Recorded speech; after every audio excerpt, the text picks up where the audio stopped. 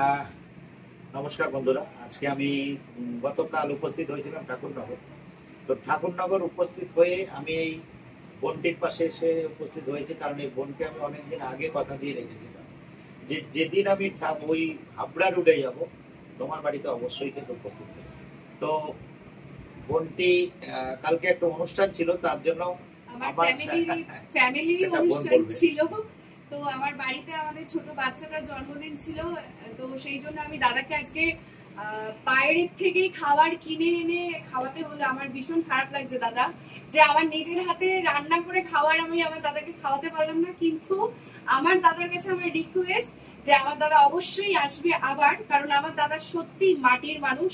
যারা অরুণদার সাথে মেশেননি বা যারা অরুণদাকে এখনো সামনের থেকে চেনেন না, তাদেরকে বলছি অরুণদা সত্যি মাটির মানুষ। উনি একদমই সাধারণ ভাবেই সবসময় চলাফেরা করে, নিজেকে কোনো সময় উনি সেলিব্রিটি ফিল এটা করে না। তো সেই জন্যই আজকে আমার দাদাকে আজকে দোকানে খাবার খাওয়াতে হলো। কিন্তু নেক্সট টাইম আমার দাদা যখন আমার কাছে আসবে, আমি রান্না করে গুছিয়ে আমার দাদাকে একটু আপ্যায়ন করার চেষ্টা করব। এটা রান্নার কোনো ব্যাপার না। দাদা, খাওয়া দাওয়ার জন্য কি কারোর বাড়িতে তুমি যাও? না না, একদমই না। খাওয়া দাওয়ার না, এটা হচ্ছে আমার ইচ্ছা।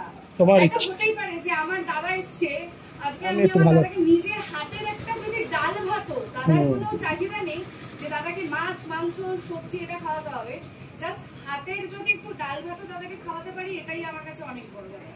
কোনো এক কন্টেন্ট ক্রিয়েটার কালকে আমাকে কন্ট্যাক্ট করেছিল, বলছে যে দাদা ওখানে একটা প্রমোশন করে দিতে হবে, ভালো খাওয়া দাওয়া দেবে।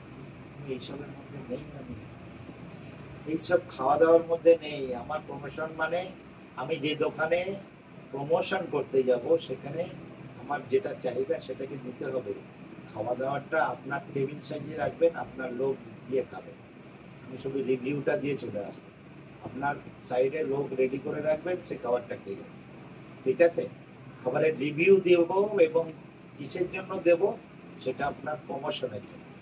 এর জন্যই বলছি খাবার দাবার নিয়ে আই ডোন্ট কেয়ার। আমার কোনো খাবার দাবারের মধ্যে চাহিদা নেই। আমাকে এই যে ভালোবাসা, এই যে রেসপেক্ট, যে বোন ভাই বোনের যে একটা ভালোবাসা, একে আমি কথা দিয়েছিলাম যে রেশমি তোমার বাড়িতে আমি হাবড়ার যদি সফরে যাই কোনোদিন তোমার বাড়িতে উপস্থিত থাকবো।